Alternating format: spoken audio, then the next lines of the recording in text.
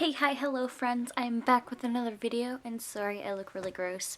The last 2 days have just been real bad for me, like, health-wise, I guess, but like I said, I'm back with another video. If you cannot tell from the title, I'm doing a tag video, and I haven't done a tag video in a while, but I was actually tagged by someone to do this. So Gabs About Books tagged me in this on Twitter, and this is her original Halloweenish book tag. So without further ado, let's just get started. If you see me looking down, that's because that's where all the questions are. I'm also probably not going to end up like holding up books, mostly because I'm really lazy. Question number 1, Hocus Pocus. Choose a classic spooky book, and for this, I am just going to go with Frankenstein. While I did not find this one super duper spooky, it does have that vibe to it, and it is probably one of the only like classic scary books that I have read, because I haven't read like Dracula or anything of the sort, so kind of have to go with this one, and I don't want to like sit there and be like, oh, Harry Potter for like everything. Question number 2, Halloween. What is the perfect Halloween book? This is so hard for me because I am literally a wimp when it comes to reading scary books. Like, it's bad. But I would probably have to choose the Asylum trilogy, any of those books, or like Anna Dressed in Blood, something like that. Like I said, I don't read that many spooky books, even though I want to, just because I am a real big ninny and I just can't handle scary, especially if I'm by myself. Question number 3, Halloween Town. Choose a book with witches. So I think I can use Harry Potter for this because hello, a Wizarding World. Literally, you can read Harry Potter at any time of the year and it would be perfectly acceptable. It could probably fit into any season. So I think I'll just go with Harry Potter. Question number 4, Halloween Town Part 2, Kalabar's Revenge. I think that's what it's called.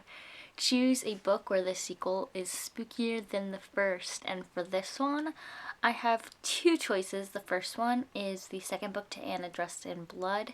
So Girl of Nightmares, I believe it's called. And then we also have Sanctum, which is the second book in the Asylum trilogy. Both were a lot spookier than the first book, but that does not mean the first books were any less spooky. I decided to put my hair down, and I don't even know if I want it down. I don't know. Question number 5, Casper. Choose a book with ghosts. And for this, I'm gonna go with any Odd Thomas book.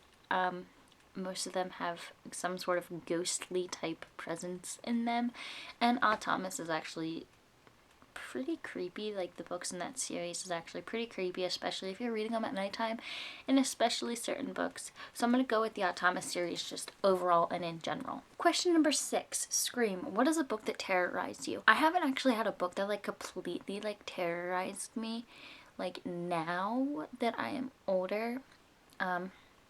But there is a book on my bookshelf, and it's like this dollhouse book. It's called Miss Sweet Honeywell's Revenge, or Sweet Miss Honeywell's Revenge, or whatever, and that book literally scared the crap out of me when I was younger and read it. Like, I was so terrified of dolls and dollhouses for the longest time. But I don't really have a book now that kind of terrorizes me to read. I don't know if that's just because I haven't read any really scary books or not, but we'll go with some Sweet Miss Honeywell's Revenge from when I was in like 5th grade. Question number 7, Nightmare Before Christmas. Choose a book with an eclectic cast of characters. First off, I really like the word eclectic. I don't even know why, but I just like saying it, and it's a good word.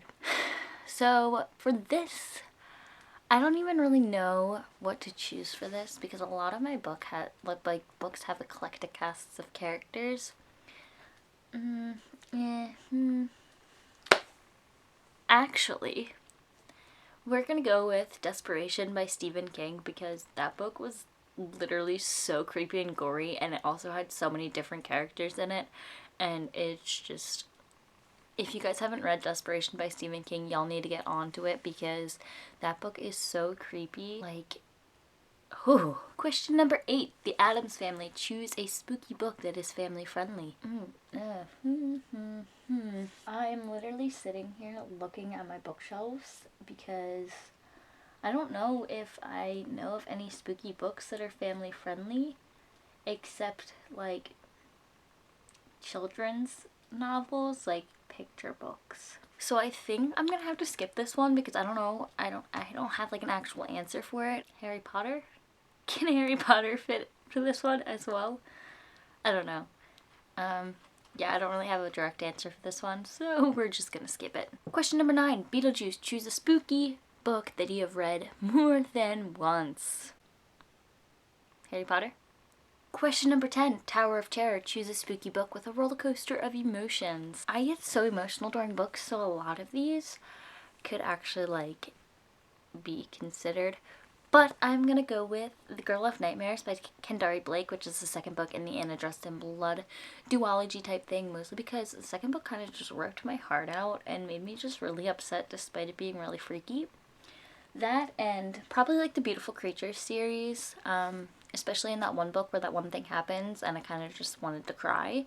So yeah, we can go with that. Bonus number 1, what is your favorite Halloween movie? I would probably have to say The Nightmare Before Christmas, because you can watch that at Halloween time, but you can also watch that at Christmas time, and like my boyfriend loves that movie, and so that's like something that we can watch all the time if we want to. That and Hot Thomas. It's not even like a Halloween movie, but you can watch that during Halloween because it's creepy, and Hot Thomas is just amazing. Bonus number 2, what is your Halloween costume? Well, I probably have to work on Halloween and I can't really dress up since I work at Walmart, so I don't really have a Halloween costume.